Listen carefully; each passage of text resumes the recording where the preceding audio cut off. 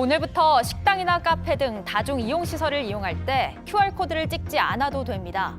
방역당국은 방역 패스와 보건소의 음성 확인서 발급을 중단하기로 하고 당초 4월 1일부터 예정됐던 청소년 방역 패스도 시행하지 않기로 했습니다. 러시아의 우크라이나 침공 닷새 만에 양측 대표단이 처음으로 협상 테이블에 마주 앉았지만 며칠 뒤 다시 만나기로 하고 5시간 만에 회담을 끝냈습니다. 우크라이나 측은 즉각적인 휴전과 러시아군의 철수를 요구한 것으로 전해졌습니다. 단일화가 사실상 물 건너갔다는 평가 속에 국민의힘이 어제 오후 늦게 긴급 의원총회를 열었습니다.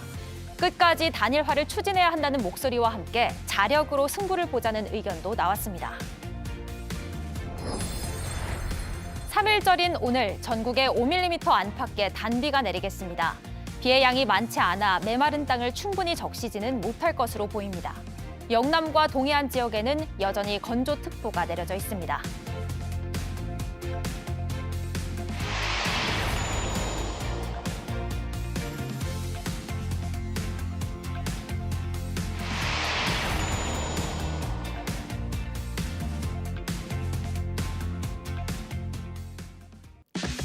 시청자 여러분 안녕하세요. 3일절 3월 1일 화요일 아침은 시작합니다.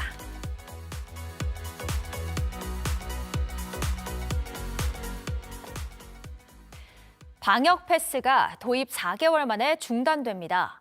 오늘부터는 식당과 카페 등에서 QR코드를 찍지 않고 미접종자도 여러 명 모일 수 있습니다. 또 확진된 가족과 함께 산다고 해서 무조건 격리를 하지 않아도 됩니다. 방역당국은 다음 달부터 실시하려던 청소년 방역 패스도 시행하지 않기로 했습니다. 먼저 박민규 기자가 보도합니다. 오늘 0시부터 전국 모든 시설에서 방역 패스가 사라졌습니다.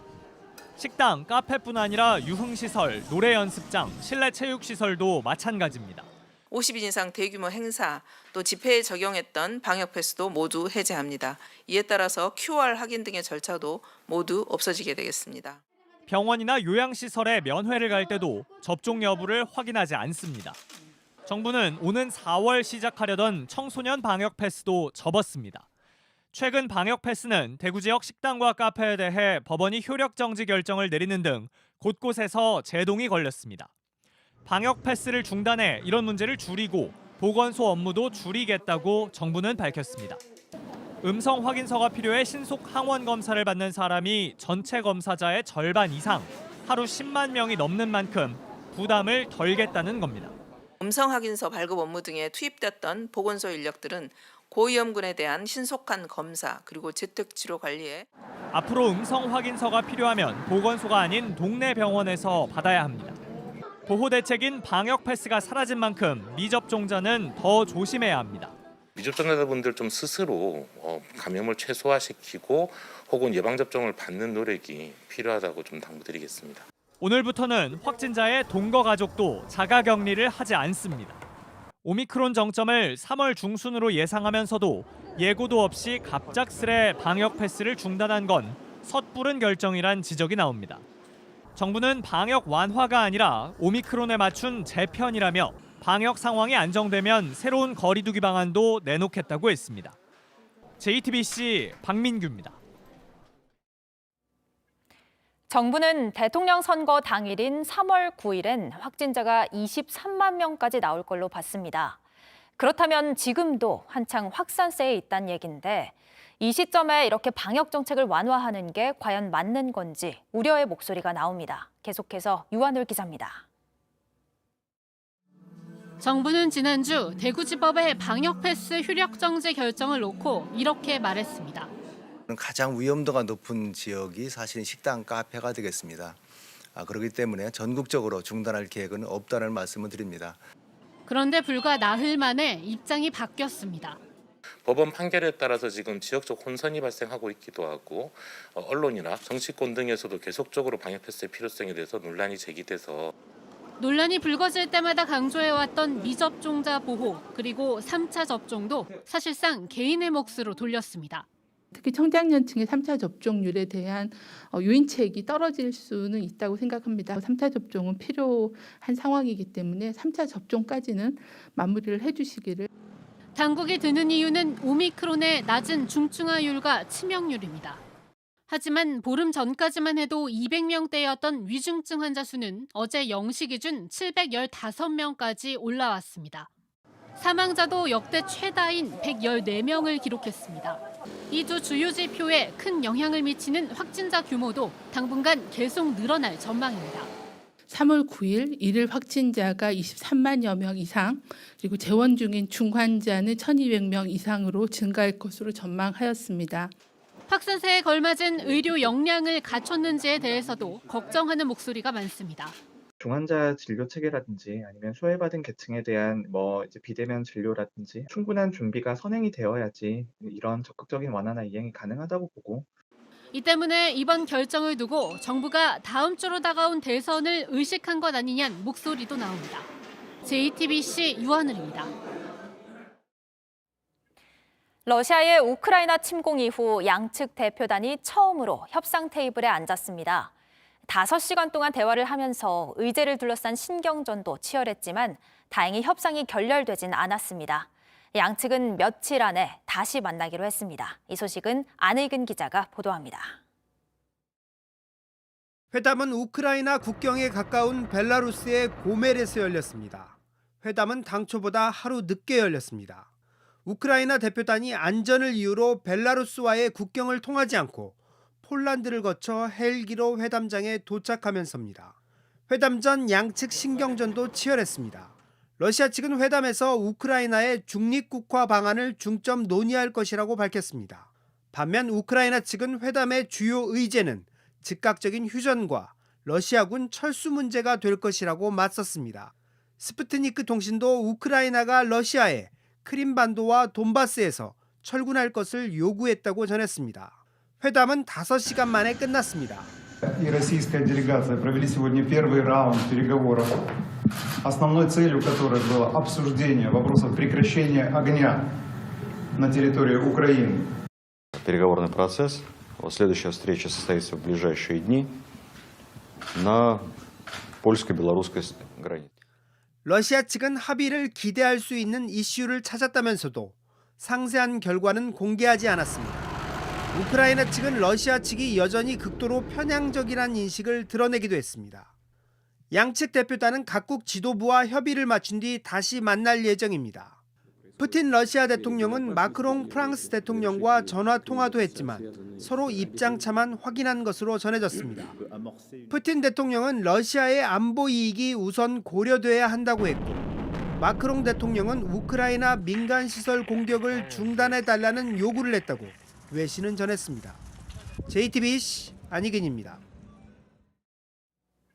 이런 가운데 유엔에서는 러시아의 우크라이나 침공을 규탄하기 위한 긴급 특별 총회가 열렸습니다. 각국 연설에서 우크라이나 측은 푸틴 러시아 대통령을 히틀러에 비유하며 전쟁의 책임을 물었고, 러시아 측은 자신을 지키기 위한 군사 작전이라고 반박했습니다. 총회에서 러시아 규탄 결의안이 채택될 가능성이 높지만 법적인 구속력은 없습니다. 대통령 선거가 이제 8일 앞으로 다가온 가운데 단일화 무산의 후폭풍이 이어지고 있습니다. 국민의당과 종일 니탓 공방을 벌인 국민의힘은 어제 저녁 긴급 의원총회를 열었는데 야권 단일화 무산에 따른 우려의 목소리가 잇따랐습니다. 유미애 기자입니다. 국민의힘은 긴급 의원총회를 열고 정권교체에 동의하는 모든 국민, 정치 세력과 함께한다는 내용의 결의문을 발표했습니다. 의원총회가 비공개로 전환된 뒤엔 단일화를 촉구하는 목소리가 잇따랐습니다. 윤영석 의원은 안철수 후보에게 제시할 수 있는 모든 안을 제시해야 한다고 했고, 윤상현 의원은 임기 말 문재인 대통령의 지지율이 40%대를 웃도는 점을 거론하며 단일화 필요성을 재차 강조했습니다. 더 이상 단일화에 기대를 걸기보다 자력으로 승부를 보자는 의견도 나왔습니다. 특히 선대본부와 윤석열 후보를 향해 책임을 지적하는 목소리도 적지 않았던 것으로 전해집니다. 앞서 국민의힘과 국민의당은 단일화가 결렬된 책임을 두고 종일 공방을 이어갔습니다. 국민의힘은 안 후보가 말을 바꿨다고 했고, 갑자기 협상 결렬 통보를 받았거든요. 그래서 그 이유가 뭐냐 그러니까 이유는 없다. 이유는 말할 수 없다. 국민의당은 전날 윤 후보의 기자회견 내용이 허위라고 맞받았습니다. 안철수 후보님이 이중 플레이를 하고 있다는 그런 느낌의 이미지를 만들어내려고 일방적으로 작성하고 그걸 공개했습니다. 이런 가운데 이번 주 금요일부터 사전투표가 시작되면서 단일화의 사실상 마지막 시한은 3일, 목요일이라는 분석이 나옵니다. JTBC 유미입니다.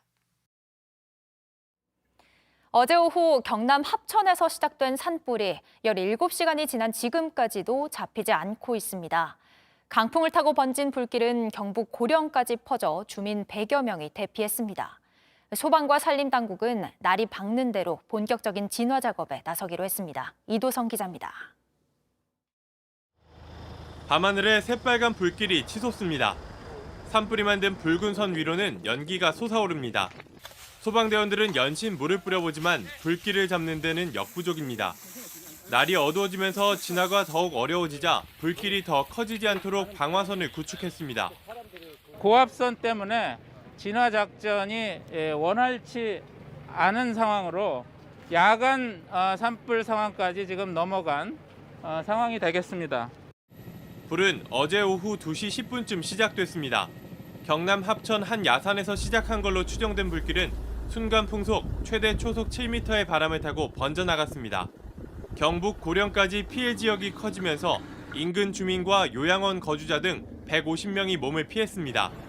산불의 기세가 수그러들지 않자 산림청은 오후 5시 30분 산불 3단계와 산불재난 국가위기경보 심각을 발령했습니다. 소방당국도 전국 소방동원령 1호를 내렸습니다. 5개 광역시군에 있는 소방력을 동원하고 소방대원과 공무원 1000여 명, 소방차 등 장비 100여 대가 투입됐습니다. 밤 9시 30분까지 합천과 고령 일대 산림 300헥타르에 화마가 덮쳤습니다. 축구장 420배에 달하는 면적입니다. 다행히 현재까지 인명피해는 없습니다. 소방과 산림당국은 동이 트는 대로 진화헬기 47대 등 가용자원을 모두 투입해 불길을 잡는 데 주력할 예정입니다. JTBC 이도성입니다.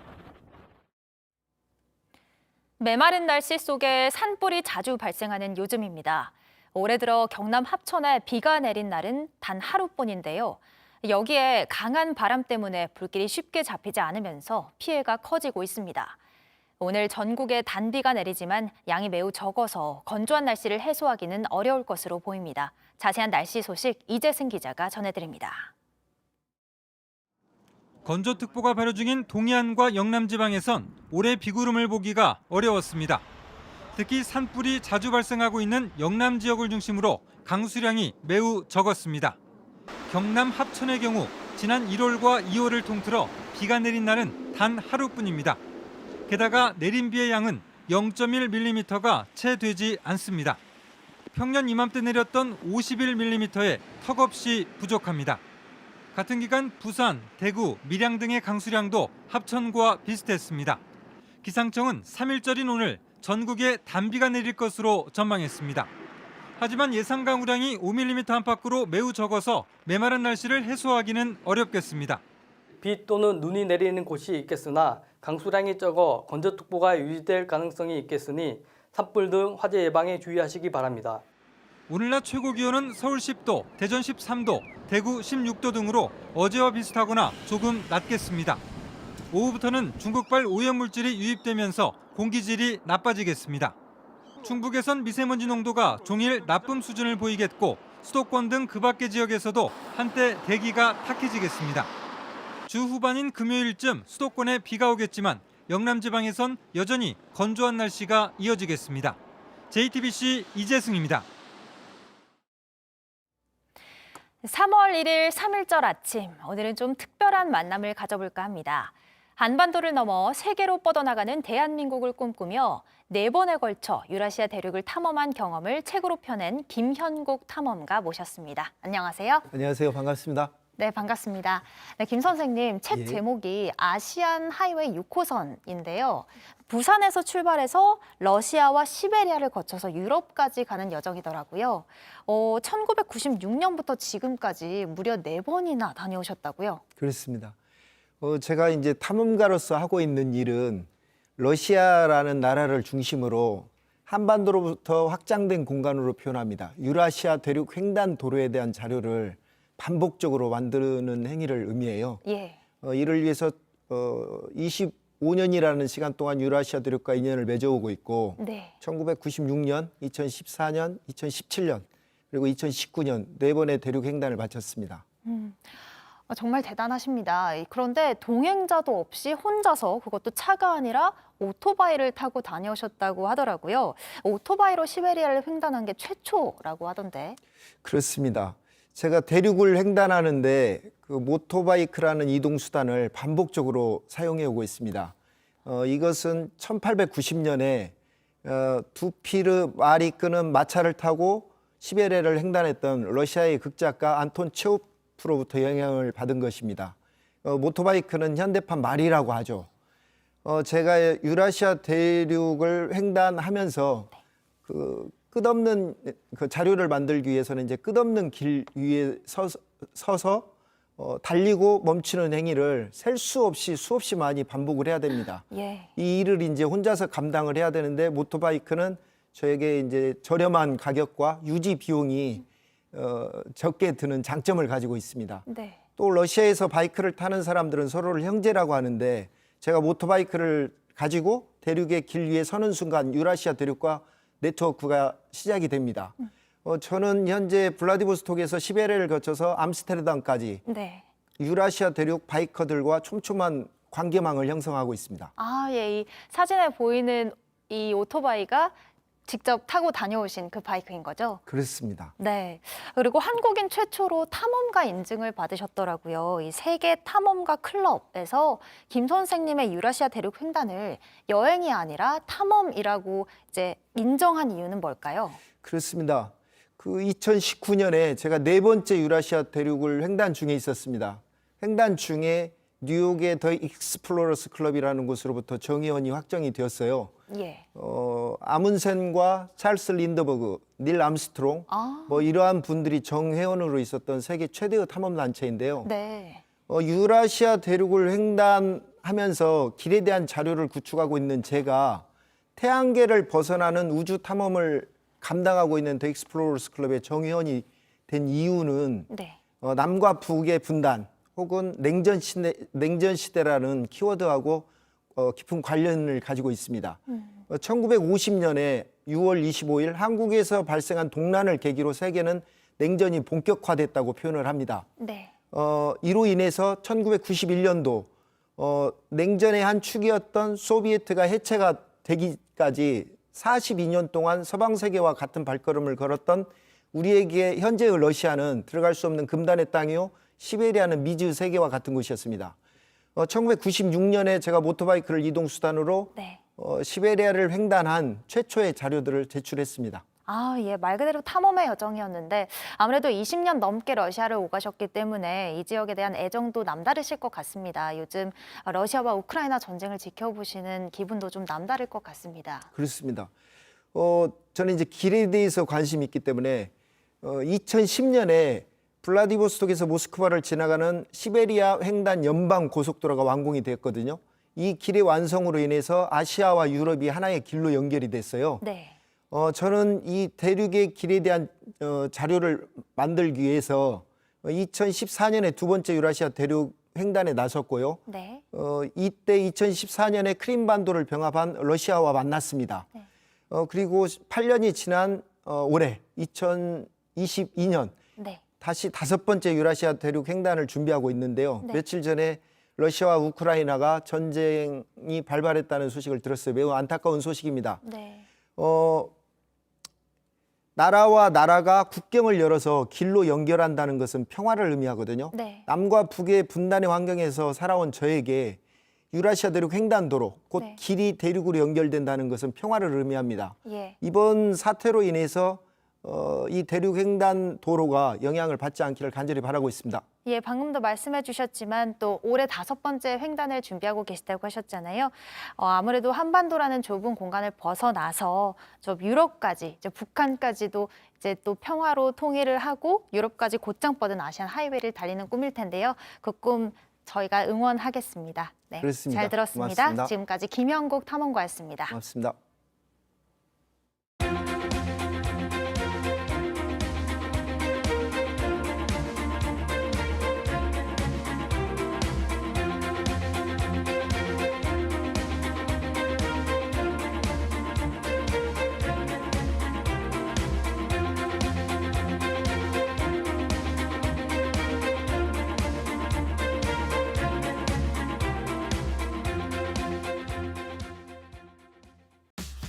네, 오늘도 20대 대선 정강정책 방송연설 관계로 조금 일찍 마무리합니다.